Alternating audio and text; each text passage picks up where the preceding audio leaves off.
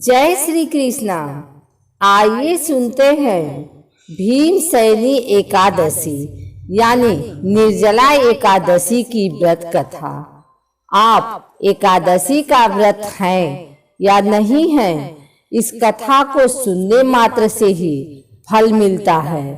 अगर आप एकादशी का व्रत हैं तो इस कथा को अवश्य सुनें, और अगर व्रत नहीं भी हैं तो भी इसे सुने। शौनक आदि 88,000 ऋषि मुनि बड़ी श्रद्धा से इन एकादशियों की कल्याणकारी व पाप नाशक रोचक कथाएं सुनकर आनंद मग्न हो रहे थे।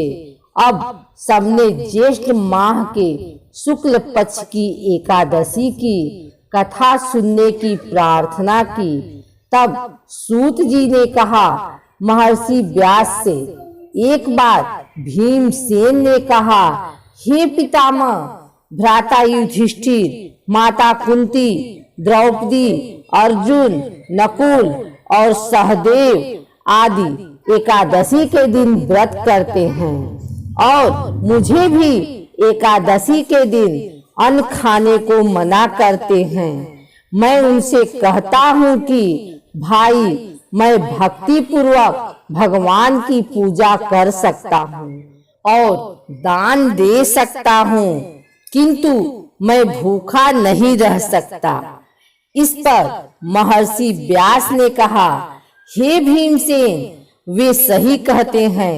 शास्त्रों में वर्णित है कि एकादशी के दिन अन्न नहीं खाना चाहिए।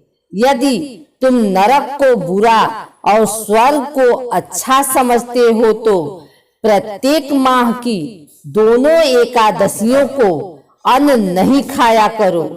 महर्षि व्यास की बात सुन भीमसेन ने कहा, हे पितामह, मैं आपसे पहले ही कह चुका हूँ कि मैं एक दिन तो क्या, एक समय भी भोजन किए बिना नहीं रह सकता। फिर मेरे लिए पूरे दिन का उपवास करना क्या संभव है? मेरे पेट में अग्नि का वास है, जो ज्यादा अन्न खाने पर ही शांत होती है। यदि मैं प्रयत्न करूं तो वर्ष में एक एकादशी का व्रत अवश्य कर सकता हूं। अतः आप मुझे कोई एक ऐसा व्रत बतलाइए जिसके करने से मुझे स्वर्ग की प्राप्ति हो सके। भीमसेन की बात सुन व्यास जी ने कहा, हे पुत्र, बड़े बड़े ऋषियों और महर्षियों ने बहुत से शास्त्र आदि बनाए हैं। यदि कलयुग में मनुष्य उसका आचरण करे तो अवश्य ही मुक्ति को प्राप्त होता है। उनमें धन बहुत कम खर्च होता है। उनमें से जो पुराणों का सार है वह यह है कि मनुष्य को दोनों पक्षों की एकादशियों का व्रत करना चाहिए। इससे उन्हें स्वर्ग की प्राप्ति होती है। महर्षि व्यास ने कहा, हे वायुपुत्र वृषभ, संक्रांति और मिथुन संक्रांति के बीच में ज्येष्ठ माह की शुक्ल पक्ष की एकादशी आती है। उसका निर्जल व्रत करना चाहिए। इस एकादशी के व्रत में स्नान और आचमन करते समय यदि मुख में जल चला जाए तो इसका कोई दोष नहीं है, किंतु आचमन में 6 माह से अधिक जल नहीं लेना चाहिए। इस आचमन से शरीर की शुद्धि हो जाती है। आचमन में 6 माह से अधिक जल पाप के समान है। इस दिन भोजन नहीं करना चाहिए। भोजन करने से व्रत का नाश हो जाता है। सूर्योदय से सूर्यास्त तक यदि मनुष्य जलपान न करे तो उससे 12 एकादशियों के फल की प्राप्ति होती है। द्वादशी के दिन सूर्योदय से पहले ही उठना चाहिए।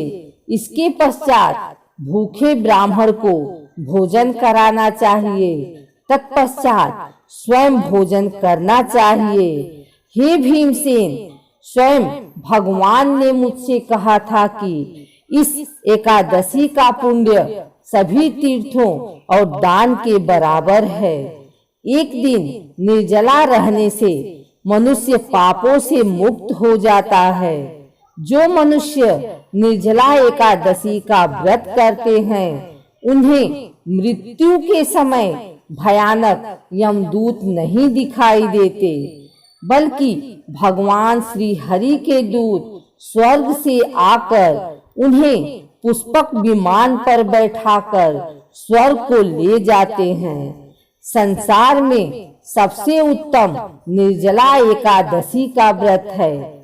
अतः यत्न पूर्वक इस एकादशी का निर्जल व्रत करना चाहिए। इस दिन ओम नमो भगवते वासुदेवाय इस मंत्र का उच्चारण करना चाहिए। इस दिन गौदान करना चाहिए। इस एकादशी को भीमसेनी या पांडव एकादशी भी कहते हैं। निर्जल व्रत करने से पहले भगवान का पूजन करना चाहिए और उनसे प्रार्थना करनी चाहिए कि हे प्रभु, आज मैं निर्जल व्रत करता हूँ, इसके दूसरे दिन भोजन करूँगा। मैं इस व्रत को श्रद्धा पूर्वक करूँगा, मेरे सब पाप नष्ट हो जाएं।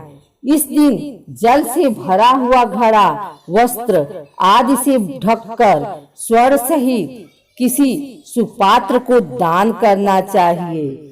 इस व्रत के अंतराल में जो मनुष्य स्नान, तप आदि करते हैं, उन्हें करोड़ पल स्वर्ण दान का फल प्राप्त होता है। जो मनुष्य इस दिन यज्ञ होम आदि करते हैं, उसके फल का तो वर्णन भी नहीं किया जा सकता।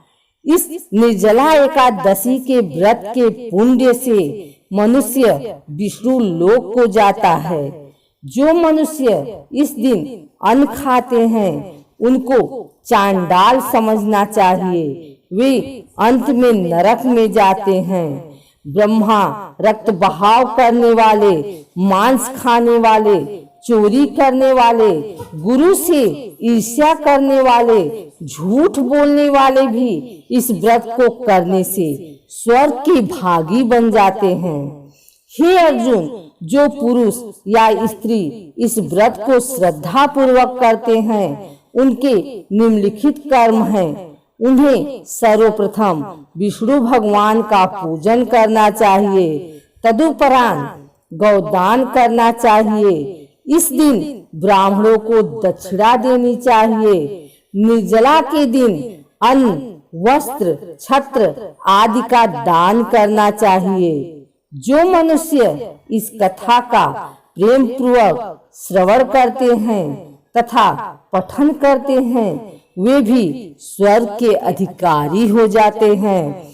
अपनी कमजोरियों को अपने गुरुजनों व परिवार के बड़ों से कदापि नहीं छुपाना चाहिए। उन पर विश्वास रखते हुए भक्त को चाहिए कि वह अपना कष्ट उन्हें बताएं, ताकि वे उसका कोई उचित उपाय कर सकें। उपाय पर श्रद्धा और विश्वास पूर्वक अमल करना चाहिए।